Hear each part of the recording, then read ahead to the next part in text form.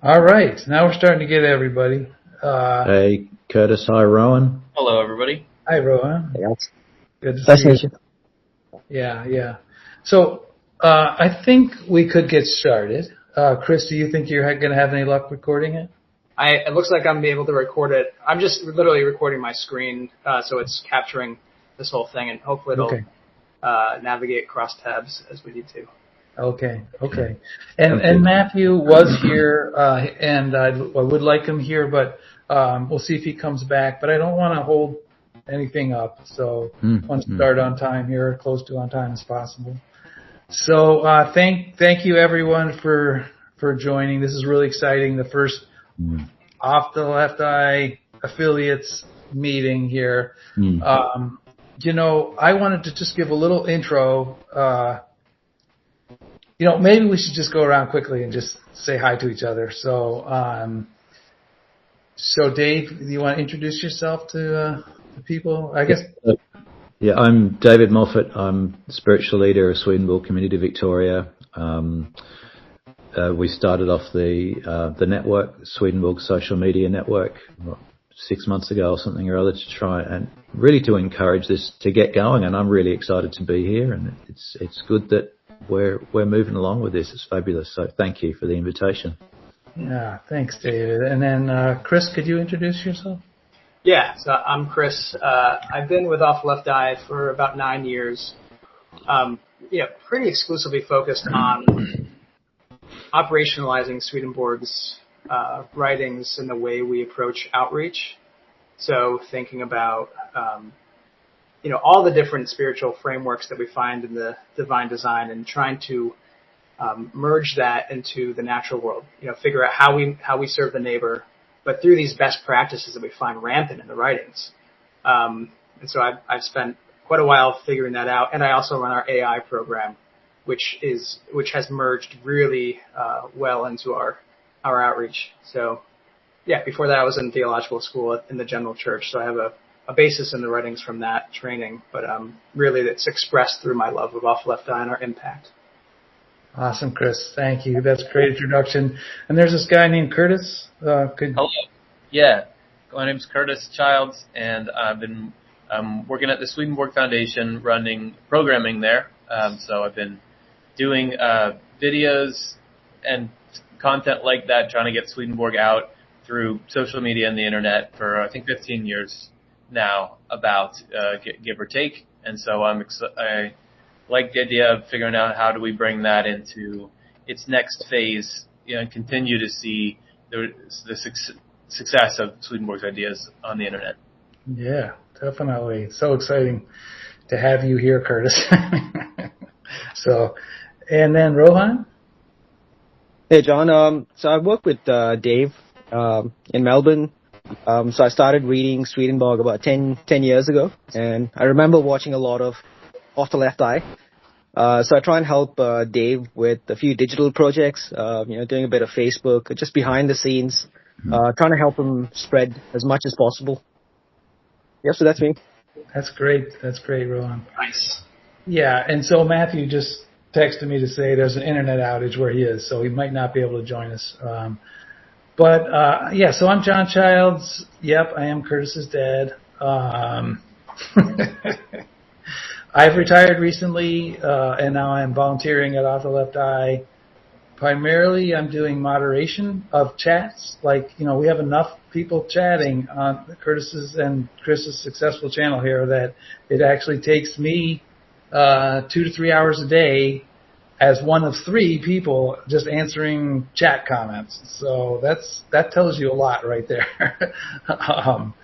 And so I do that in my mornings, and then I also have this project Curtis has given me to 100 Off the Left Eyes. The idea of trying to leverage what Curtis and Chris have learned, and to work with the other creators that are popping up out there in the world. Looks like we got Matthew joining us. So that's what I'm doing. So chat moderation and this project that we're meeting on, this affiliates thing. And Matthew, looks like you got some connection again. Yeah, I'm on my phone's hotspot. Oh, okay. All right. And Matt, can you just give a little background on what you've done at Off the Left Eye and what you're maybe doing now? Yeah, I worked at Off the Left Eye for about 11 years. I did a lot of the art and animation and the video production you see on the channel. Now I'm working part-time, not doing anything on the videos, but working on more stuff like this. Yeah. Okay. All right. So what I wanted to give a little. I've written something up here, so it might not be like the way Curtis usually is able to talk so well off the cuff like that. But I just want to give a little introduction, and then mostly I'm going to hand it off to Chris here. So put up with my stilted way of talking here because I'm kind of reading somewhat, but it's exciting that we're getting together here. Like we just had these introductions. So Off the Left Eye is wildly successful, in my point of view, Swedenborg-focused YouTube channel. So it's just wildly successful. Off the Left Eye has discovered the magic formula for reaching large audience with Swedenborg content, and the channel is changing people's lives for the better. It's really a dream come true for a lot of us. Can you guys hear me okay? Yep. Okay. All right. So that's one fact, I think. I would call it a fact. And also at the same time, we have this growing list of other Swedenborg-based content creators like Dave Moffat, and they're popping up around the globe. And Curtis saw this happening and envisioned and spoke to the idea of this Off the Left Eye affiliate program called 100 Off the Left Eyes. So it's a really cool idea. Dave, I think it kind of appealed to Dave as well, and he's done a lot to help make it start with the work on Facebook and things like that. So really appreciate what Dave Moffat has done to help move this forward. So, and then we have Chris Dunn, is documenting this magic formula. I know the people are probably cringing a little bit, Chris and Curtis, but I feel like it's a magic formula. They're standard operating procedures that Chris is documenting, and he's prepared to share these with the affiliates like Dave Moffat and you, Rohan. So you guys, and starting today with this first one, with the hope of boosting your channels. So that's part of what it is to boost your channels. There's all sorts of good reasons to do this. I don't think I'll go over all of them, but let me just give us a little paragraph here. So I anticipate some necessary give and take with robust discussion. So what does that mean? That'll take place as Chris presents and after, because I think some of this is going to, I maybe be a little uncomfortable in a way. So Matthew Childs and I, we studied the affiliates, including ranking them. And I created a formula, so blame me. I took the 30 or so affiliates and I ranked them, and I did that through my own formula I dreamed up, because we need to get organized where to start, and that's why we got this first meeting going, because Dave popped up as the top scorer, so you're probably interested in what the formula is, but it's not that important. But anyway, so Matt and I learned from email exchanges with Dave what his goals and what's driving him for his channel. And it's a lot to do with supporting his local group there. And we studied his channel, Matthew and I. We analyzed some data and made some notes for possible changes. But then we kind of stepped back, and we sensed that we were in the weeds. That was mostly Matthew that had that insight, and he woke me up to it. And so then the next step was we reached out to Chris and tried to get his feedback and knowledge. And after a few meetings, Chris has drafted up this kind of high level at this point, although detail is being developed, with goals and purposes for the first 5 of these standard operating procedures. Although I think maybe, Chris, you've only been able to dig into 2 or 3 of them, but there's a total of 5 that you're going to end up with. And they're high-level goals and purposes. And so let me give a specific example. I don't want it to divert us, but I will give you a specific example of what I'm talking about goals and why there might be some give and take that's needed and some little bit of uncomfortableness. So for the sake of clarity, I want to give an example. But I don't suggest we spend any time discussing it. I really want to get into Chris's first SOP because I think it'll explain itself and it relates to what I'm about to say. So it's just my observation here. I haven't had a time to socialize this with the Off the Left Eye team. But I find that many affiliates, including David, have channels that support their church, which is great. And so their content includes a mixture of sermon classes and then some straight to the viewer Swedenborg concept sharing. And I see that as a conflict. I'd prefer to see two types of videos split into two different channels. This is just some off-the-cuff feedback, my own here, because my perspective is that sermons will not reach a lot of viewers, and so subscriptions and views will always be limited and weighed down by these mixture of these types of videos. So that's just an example of I think we need to have this goals and high-level discussion that Chris is going to guide us through and see what we can come to, because it's not easy. We're talking about real groups of people with their own goals. We got this Off the Left Eyes example, and we're trying to do something that isn't easy, but trying to work together to help propagate these ideas. So anyway, so what I'd like to do is, before we start with Chris, is there anyone that feels they would want to say something to get started before Chris gets started? I'm just going to say, just in response to what you said, John, my first thing is I have no idea what I'm doing. Our channel has very much been an experiment. So it started with sermons simply because that was an easy way for me to get content. I then moved over to, straight to the camera videos because I felt I just needed a stretch, do something a little different. And that's basically the way I've been playing things. So I'm here to learn. All right. I want to lay that on the table. I'm here to learn. I want to know what we can do better. Awesome. Great. That's great, sir. I want to say that I'm excited to meet with both. I didn't know, Rohan, that you were doing some behind the scenes stuff there, but I feel like both of your effort is like the gold standard of not off the left eye, somebody doing Swedenborg. Like you're really doing it. You have great success in a number of ways. And so I always feel excited when I see what you're doing, let alone that you created the Facebook page to try to uplift. So I'm a great fan of what you're doing. So hopefully anything we offer you here can be useful. But we're very glad. I feel like you're one of the prime examples of somebody going out and spreading Swedenborg on the internet. Thanks, Curtis. Thanks. Yeah. Chris, I'm excited to have Chris go over because I think it fits very well into the discussion. So. Yeah. So this is all very experimental right now. I think the first thing I had to figure out was, if we have an affiliate program like this, what is the best gift we can give in these early sessions? What's going to be the most value? And I've done a lot of different outreach sessions with different Swedenborgians, and the first thing I notice sticks with people is just our way of viewing the writings and how that informs our outreach. So that's really the basis of this presentation. I suspect that as we have these sessions, we can get pretty technical, but I think it's proper to start with kind of the bigger picture of how we think about outreach, and then let any technical elements come from that basis.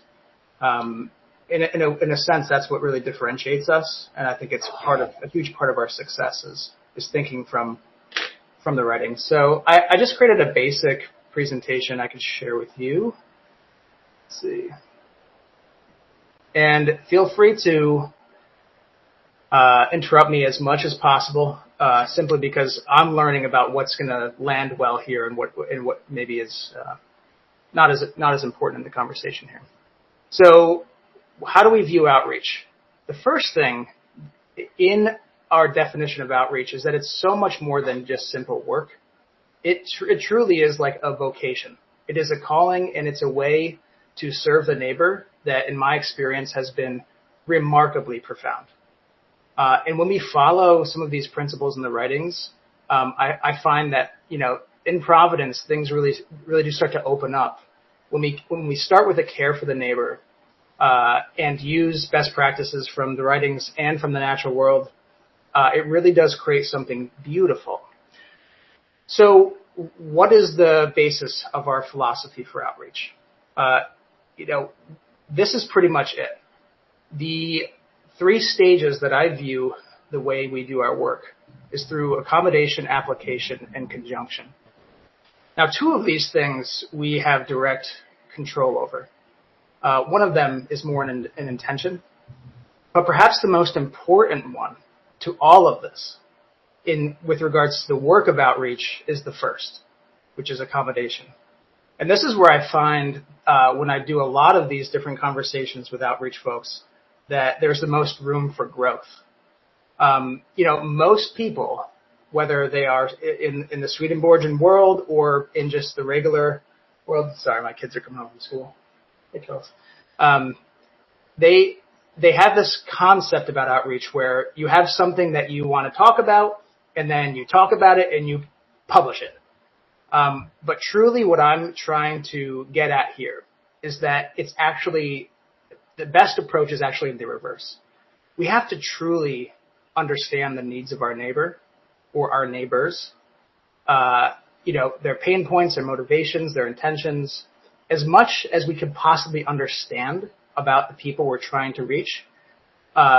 When we reverse engineer that understanding, it informs us of the right approach for the kind of content we're making, that then can ultimately build bridges at scale with people and have those bridges be really resonant with them. So that is, I think, in my experience, the most groundbreaking paradigm shift for people in outreach is accommodation. And obviously, once you start building an audience because you understand their needs and you're serving their needs, through the content itself, we want to have truth become applied in people's lives. Because ultimately we're trying to build heaven here. We're trying to create the conditions for all of us to become angels. And that in conjunction is really the intention that we hold as the final end state of outreach, which is a work of the Lord and the individual we're reaching. So, any thoughts on that? I mean, this is kind of a very broad, high-level framing. Yeah, I'm with you. Yeah, Okay. Totally. John? And I would just say, Dave's done a great job of saying who your target is. You said ex-evangelical, which is like deconstructing as well. Yeah. Yeah, I think those sort of ideas. I think I think that matches who you could really help, because you seem to know the doctrines and the Bible, all of the Bible, not just, you seem to know a lot about that stuff, and you speak to it very well. So, like Curtis was saying earlier, I think it's pretty exciting, the stuff that you're doing, and I think you could target that kind of person.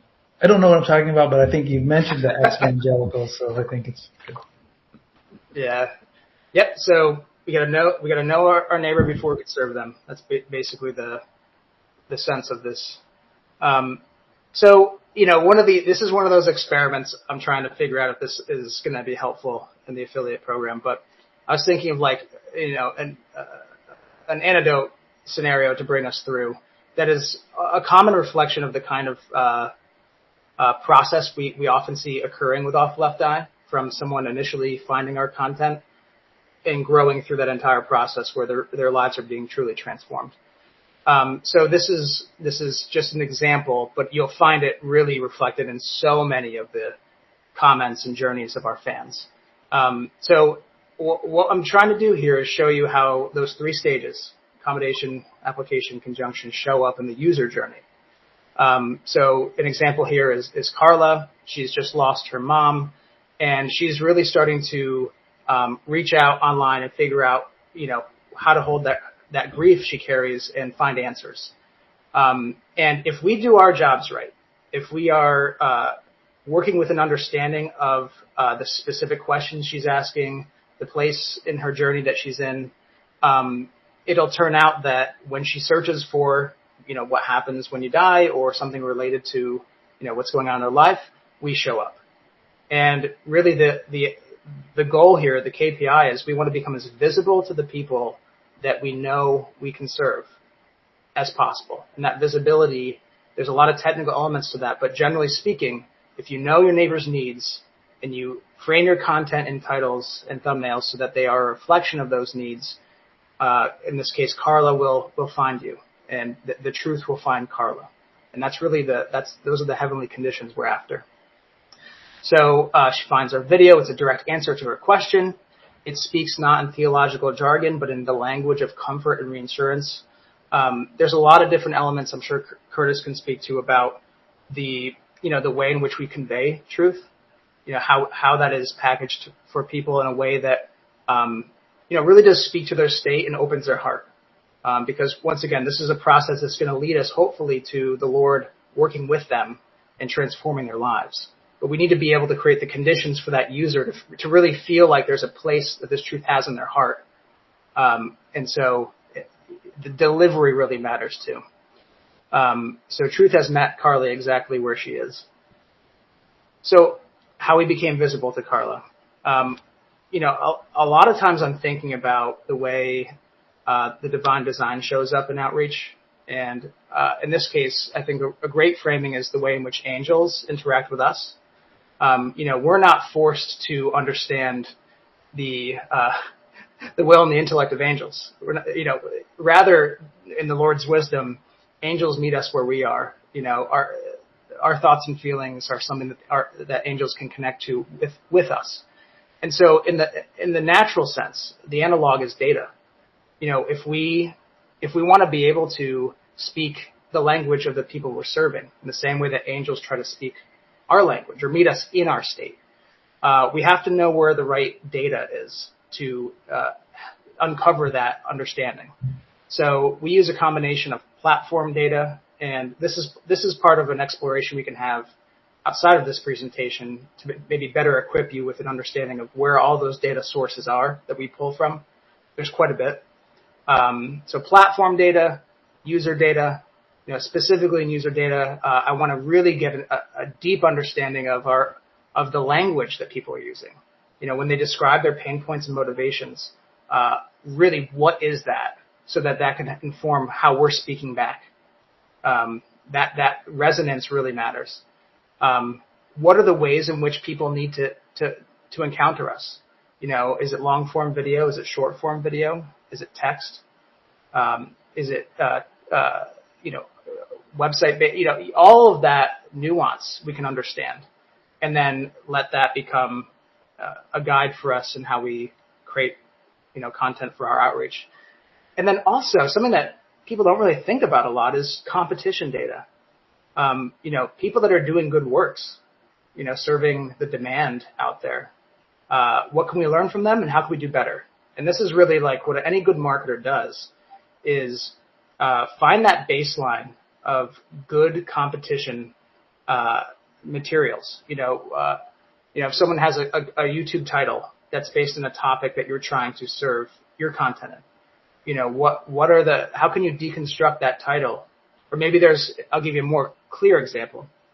If we're trying to create an episode on, say, guardian angels, the top 100 users or creators titling content for guardian angels, we can use AI and other tools to deconstruct what makes those titles viral. What are the elements of really high-performing titles that can become the formula for how we're going to title? This is an example of how we learn from other people doing good work in the space.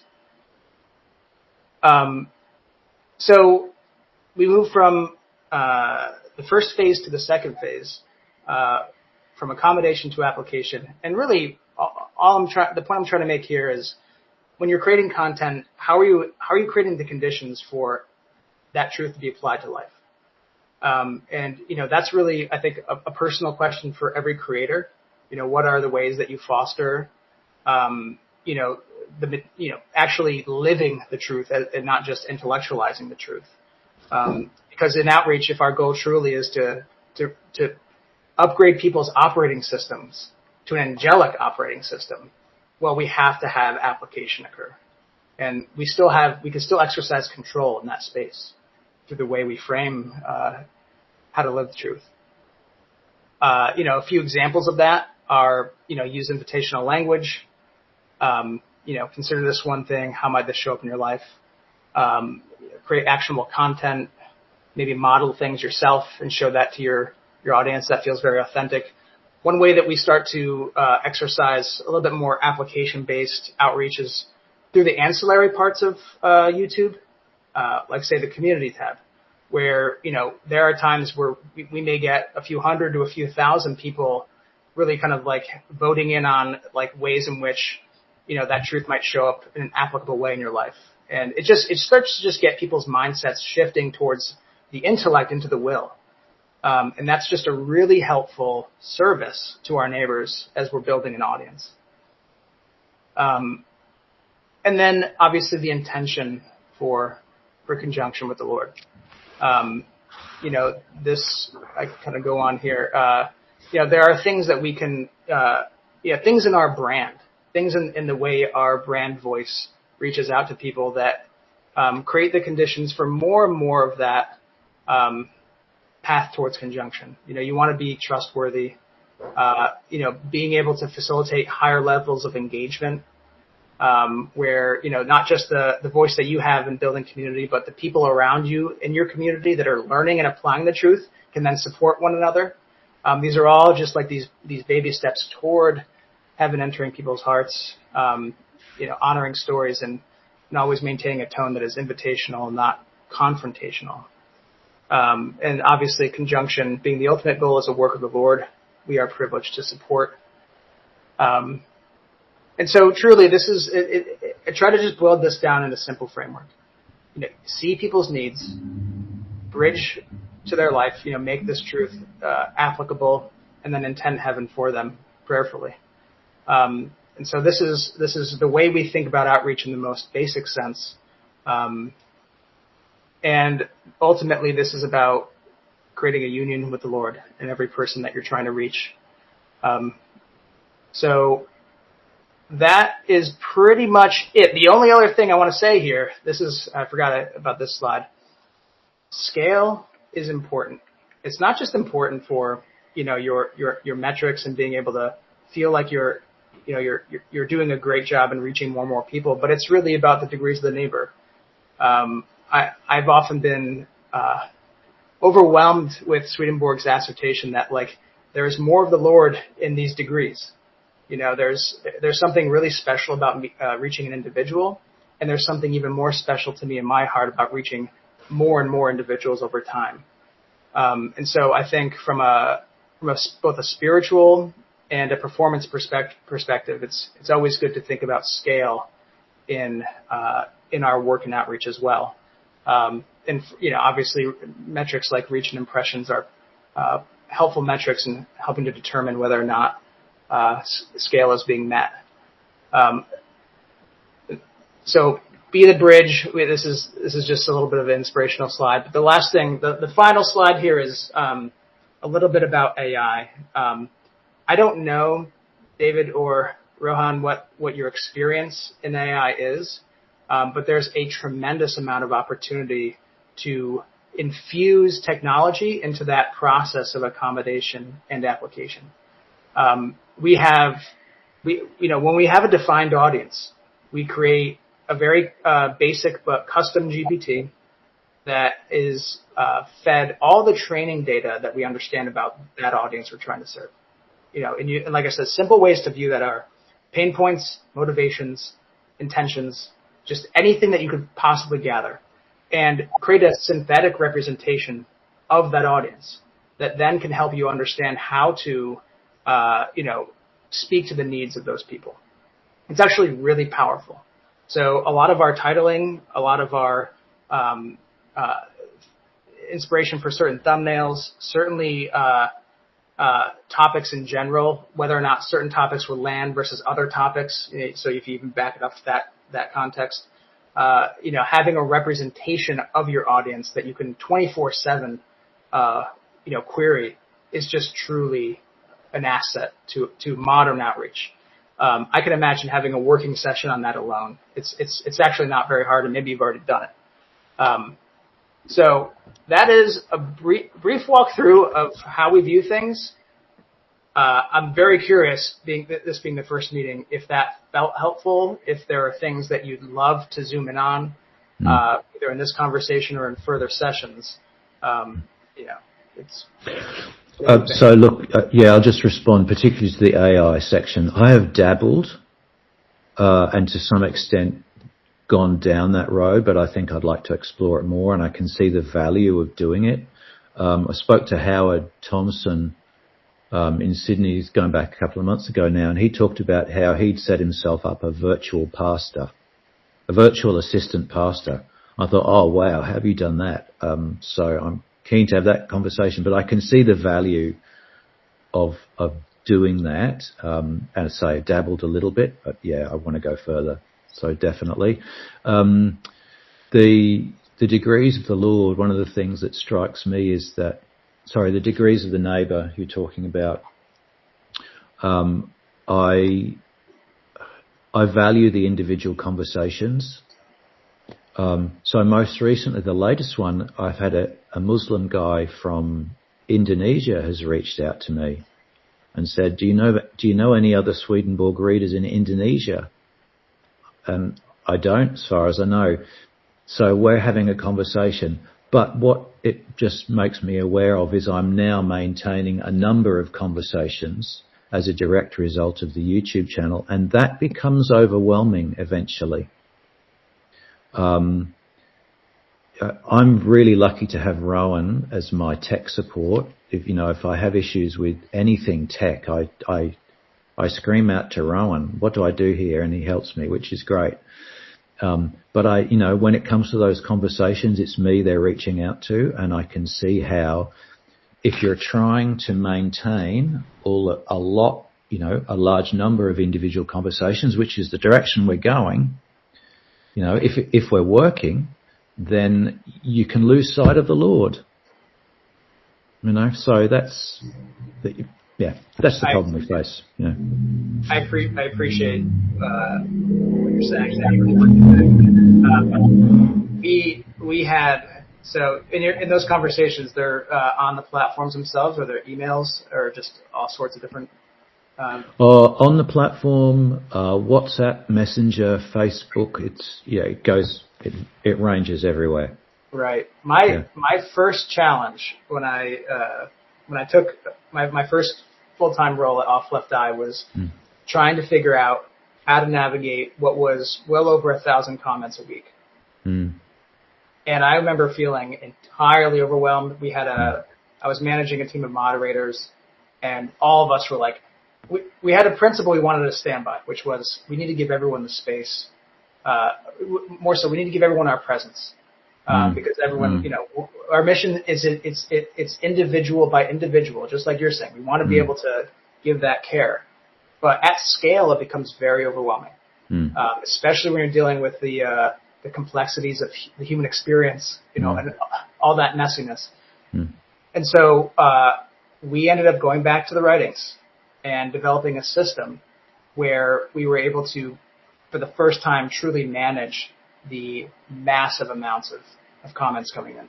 And I have a whole different presentation on that really gave us the confidence that we could provide that level of care at scale. I think here's a fundamental problem that we face, which is there's only a couple of David Moffats out there, right? The people who are able to consistently make compelling Swedenborg content. There's just a few. There's a few in the world right now. We want to increase that, right? So, you can do that thing that's very, very rare right now on the face of the earth. So, their downside to you getting wrapped up in too many conversations is that it's going to make it so you can't put as much energy into the videos, and the videos are what's like. So what I feel like we need is some kind of, because there's probably a larger pool of people that could carry on conversations with interested people then can make videos. So what I would hope is we can find a way, because there's probably plenty of people who would be too intimidated to ever make videos or just couldn't do it well, but who want to help and would be willing and good at carrying on these conversations.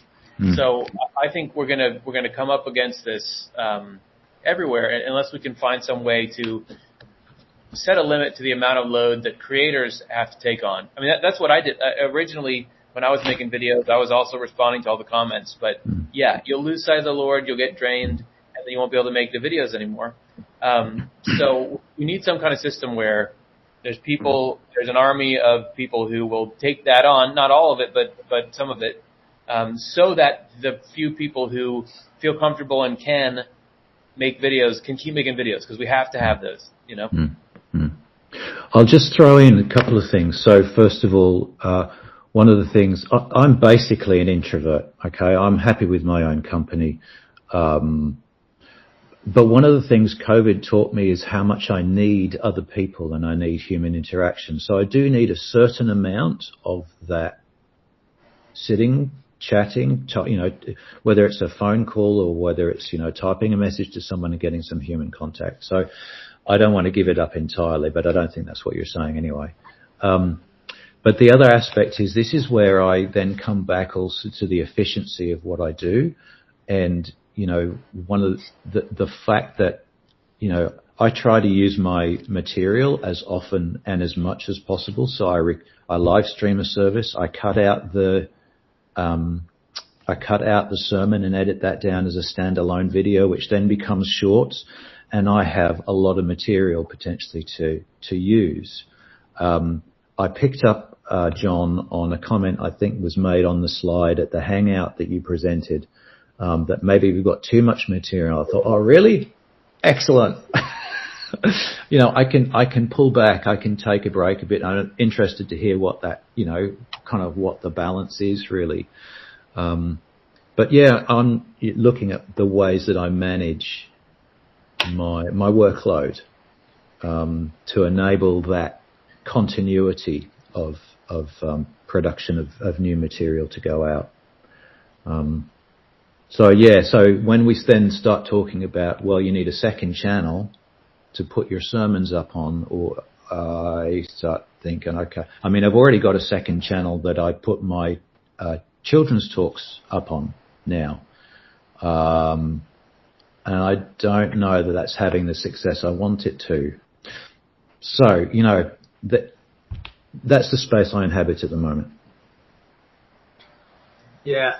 Dave, let me, just for my own understanding, can you walk me through the process for how, from the inception of an idea to the content creation itself? Like, just cliff notes it for me.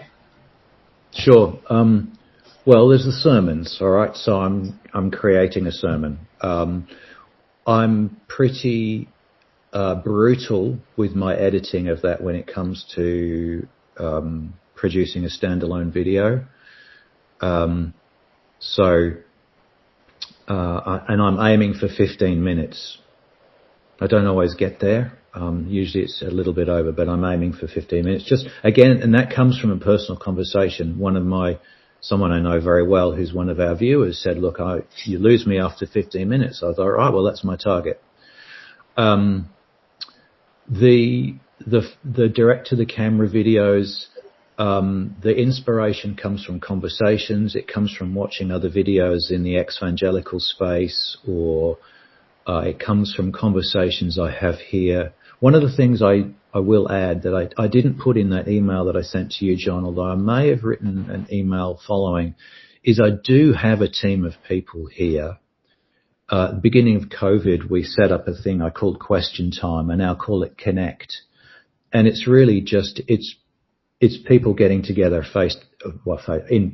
over, on Google Meet twice a week. We do two sessions on Thursday. And what I've started doing actually is I'll bring them the topic for my sermon in 10 days' time, and we talk that through. So yesterday we talked Psalm 102 because that's what I'm talking about the following Sunday.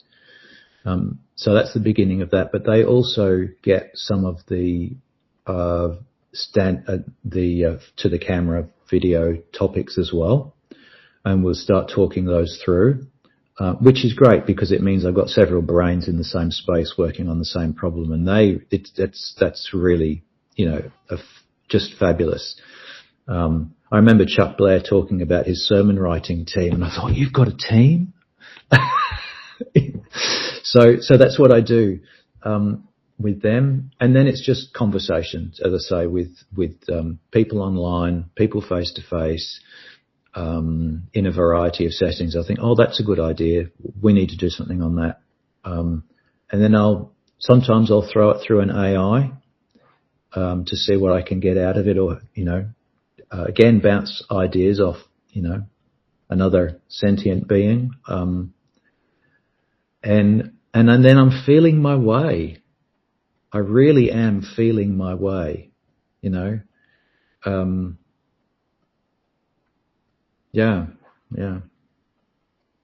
It's about as much insight as I can give you, Chris. Yeah, no, that's helpful. This is all, Yeah. if the goal here is to be of service to you in the ways that you want, want to be served, this is my accommodation with you, just trying to understand where you're at. Cheers, thanks. John, you had... Yeah, I feel funny about what's my place here, but I'll just spill the beans here. I feel like if I had my druthers, Dave Moffat would be creating that AI assistant that you talked about, Chris, like that target person, that's that ex-evangelical person, understanding their needs, really digging into that person, and this is probably like blunt here, but the sermon stuff would all go away. Like as far as trying to do something with the sermon and spending effort on that sermon, as far as making a video out of it, that can just be that just helps your congregation if they've missed. That's what I think of those church services. If they've missed a service, they can just have it, and it's a whole separate thing that it's unrelated to your reaching the world and helping the world through your unique way of seeing Swedenborg and presenting it. So I think you have a target audience that I see that, Curtis can't speak to as well, or anybody can't speak to, which is these, you have you're very sharp. You have this ex-evangelical, you can cut to the chase on these things. So you were, if I had my druthers, you would be, take the burden of those other, sermon stuff away. You would be focused on these, it would, the reason you would do it is twofold. You would help the world learn about Swedenborg, especially this particular group of people that really need your help out there, these ex-evangelicals. But it will also, like Chris was saying to me when we were getting ready for these meetings, it will lead to people locally for you. If they see a good product, if you have a good product that you're putting out really great concepts for, that will be like you can put links at the end, to your particular location where you are. I think you would see benefit for your church locally, but I don't know. That's probably a stretch. But what I'm saying is, I think you've got a unique voice. I'd love if you could just focus on it. Then people like Matthew could help with,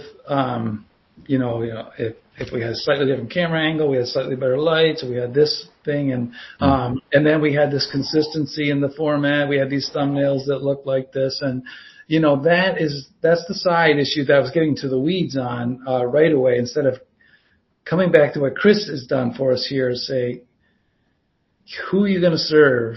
Who does Dave Moffat uniquely serve? And there's a big group, I think, out there, and we can help you maybe reach more of those. So I said, look, I understand what you're saying, John. But what I'll say is, just because my sermons get hived off to another channel or they don't get presented on YouTube at all, the burden does not go away.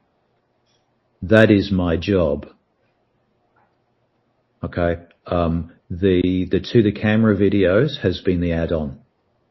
And I've loved doing it, and it's been great. But my job is as a minister of a church, and so yeah, that's the time reality that I face. At the moment, at least, I have a congregation who pay me for my time, and that's what they expect me to do.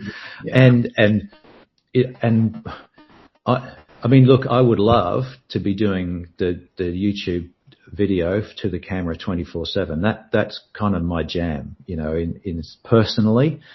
But I have a congregation that I serve who allow me to do what I do on the side. But yet, so as I say, take the sermons away, the problem doesn't go away. It's still there. This is the uncomfortable conversation that I'm happy we're having it.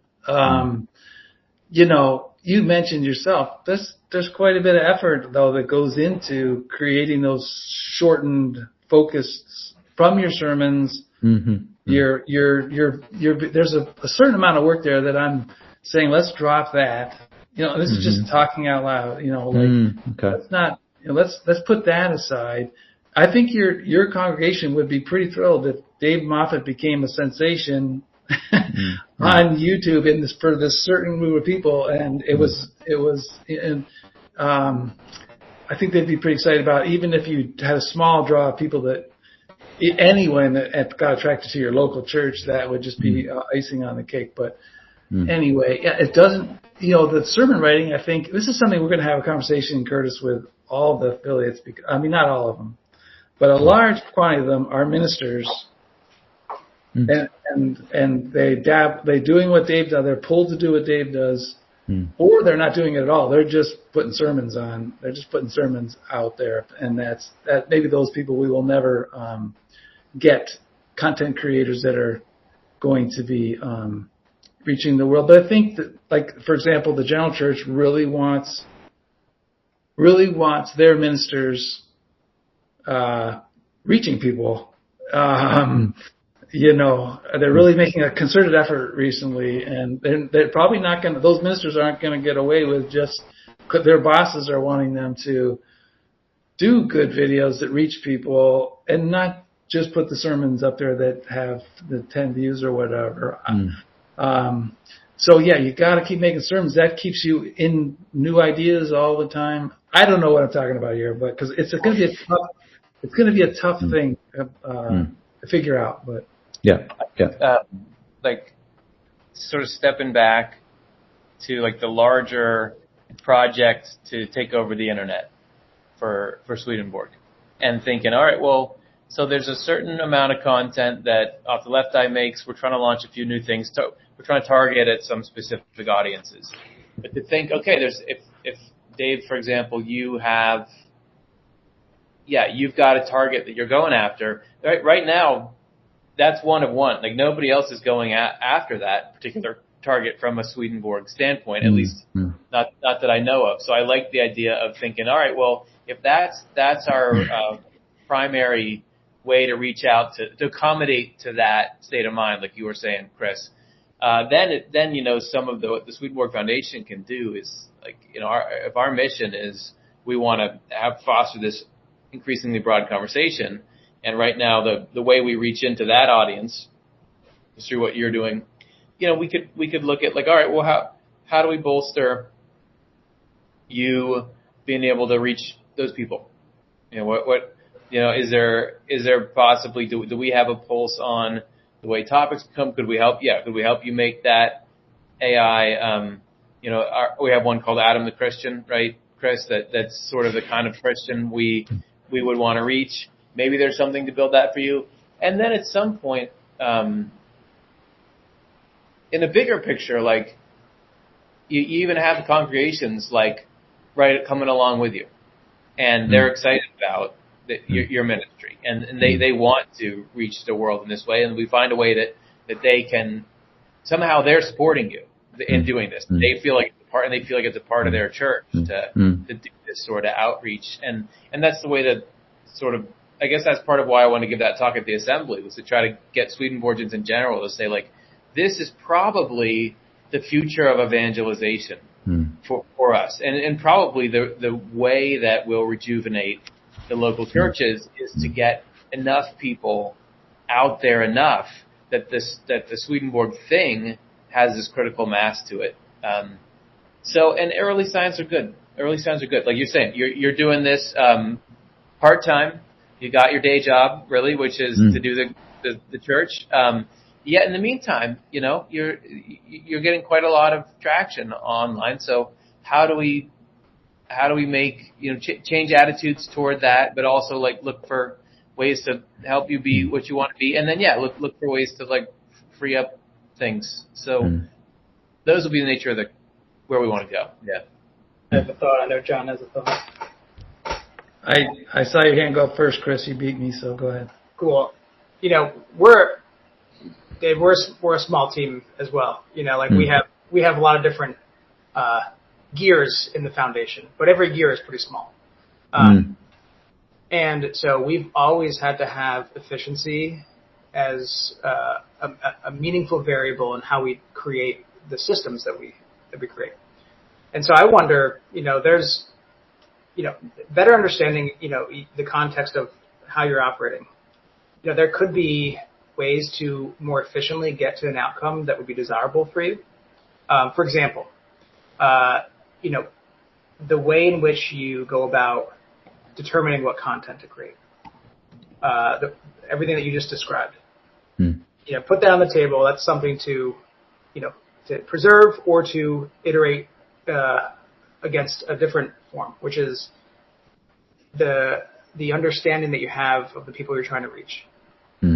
Could you find ways where the clarity you get about that audience's needs aligns with opportunities for you to preach? And therefore, have a system in place where you can kind of kill two birds with one stone. Don't mind me saying it that way. And that's exactly what I'm trying to do. Right. Exactly that, yes. So if we can help support that mechanism being built, and, coach you and give you the tools where that can efficiently occur.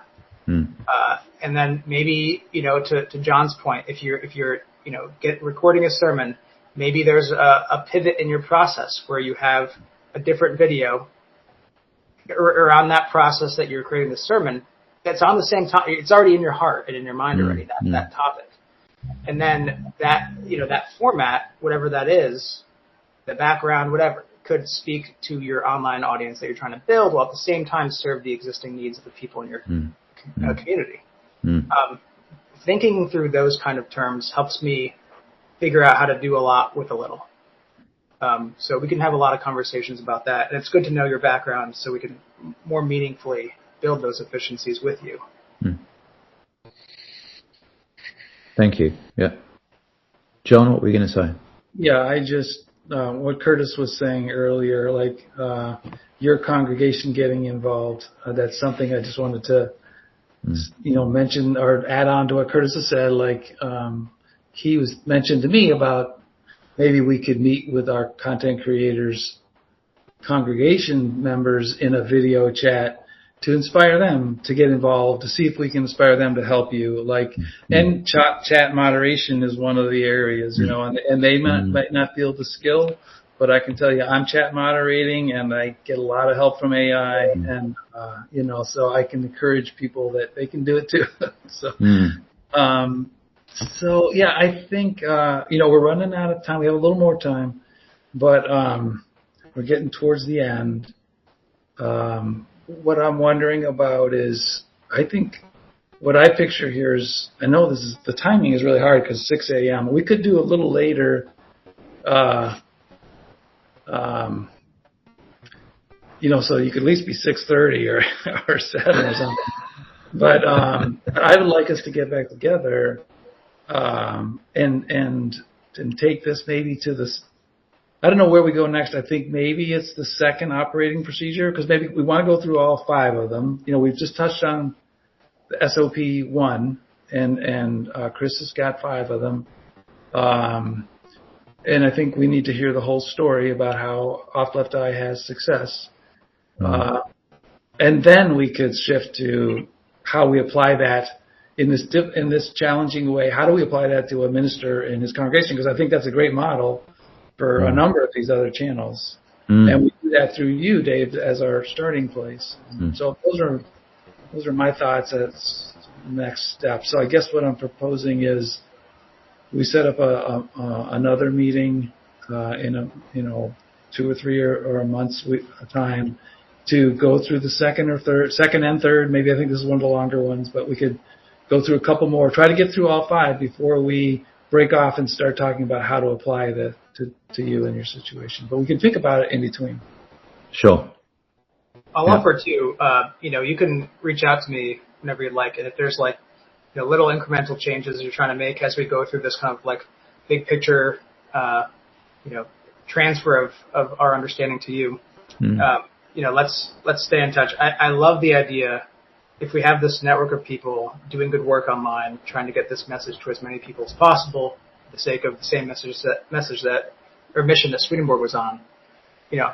Let's keep this fellowship strong, and through incremental steps and connection between us, I think we could start to really make progress and figure out all the different like little steps we can take between meetings to make your life even better. So I'll just offer that. I think you have my email in the event. Yes, buried in the event invitation. Yeah. Yeah. So I'm here for you, my friend.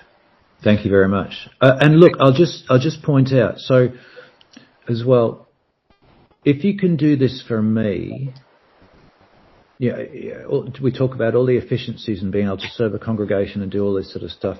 You do this for every other new church minister on the planet. Yeah. Yeah. Which is huge. I see this. I sort of see what we're doing here as like beta testing. I have this belief that we can somehow we've put so much time and energy over the last 10 years plus learning how to do this, being online with Swedenborg thing. It should be that somebody like you who's started more recently than that, although you've been doing it for a while now, it should be that we can give you some things we've already learned so you don't have to learn them all yourself. It should be that works. And trying to figure out what actually is helpful, what isn't. There's all kinds of, like, we could be doing sessions with you, teaching you how to use like a Hootsuite or some kind of, posting mechanism. Or maybe it is like we just do a training session on how to think about titles or I'm not sure. I'm not sure but you're right that if we figure this out, it should be that there's a formula that then, it can be at first applied to ministers, and then you can have an adapted version of it that's just for independent content creators. And we make it so that there's an easy process. You want to reach the world with Swedenborg's content and create a following? Here's a tried and true process to get you there, so that more people pop up, and the ones that are already doing it see your rise and their success. So I appreciate both of you, David and Rohan, being willing to. We're trying to figure out how you do this, and if we can figure it out, that's gonna then maybe that's the actual product. And so I think I want to just check with Rohan first. Like, Rohan, is there anything you wanted to add to the conversation at this point? Hi, John. We find a lot of people who are passing by, so they might reach out to us, and I'm not sure how we can keep them engaged. What we do have is a newsletter. We also have a one-on-one post on the website. But essentially, we'd love for people to come and read us and to start reading the writings themselves. Okay. But maybe that's just a pipe dream. Maybe just producing content is enough. And they might subscribe. But I'm not sure how do we make them sticky. How do we keep them around? We've got groups where we meet up every couple of weeks. But is that the goal? To get them to engage with them? Or giving them content?